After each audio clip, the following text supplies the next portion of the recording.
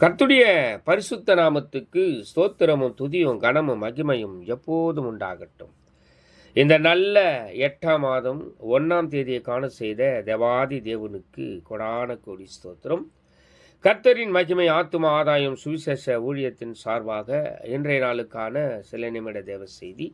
இனி காலம் செல்லாது, என் ஆண்டவராய் இயேசு கிறிஸ்து வரப்போகிறார், ஆயத்தமாயிருங்கள்.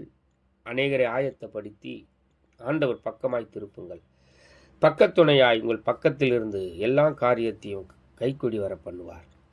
விசேஷமாக பிரசங்கி 9ஆம் அதிகாரம் 11ஆம் வசனம் சொல்லுகிறது, ஓடுகிறதற்கு வேகமுள்ளவர்களின் வேகமும் யுத்தத்துக்கு சௌரியவான்களின் சௌரியமும் போதாது, பிழைப்புக்கு ஞானம் உள்ளவர்களின் ஞானமும் போதாது, ஐஸ்வர்யம் அடைவதற்கு புத்திமான்களின் புத்தியும் போதாது, தயவு அடைகிறதற்கு வித்துவான்களின் அறிவும் போதாது, அவர் எல்லாருக்கும் சமயமும் தேவ செயலும் நேரிட வேண்டும் என்று வேதம் சொல்லுகிறது. பிரியமான தேவ ஜனமே, ஓட்டப்பந்தயத்தில் ஓடுகிறவர்கள் ஜெயிக்க வேண்டுமானால் தேவ செயலும் நேரிட வேண்டும், சமயமும் தேவ செயலும் நேரிட வேண்டும்.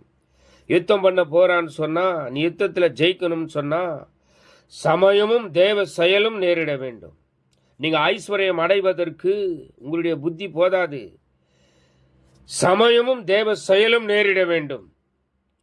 தயவு அடைகிறதற்கு அறிவும் போதாது, சமயமும் தேவ செயலும் நேரிட வேண்டும் என்று வேதம் சொல்லுகிறது. ஆக பிரியமான தேவ ஜனமே, சமயமும் தேவ செயலும் கர்த்தர் நேரிட செய்தார். இனிமேலும் அவர் உங்களை காக்கவும், உங்களை அரவணைக்கவும், உங்களை நேசிக்கவும் அவர் வல்லவராயிருக்கிறார்.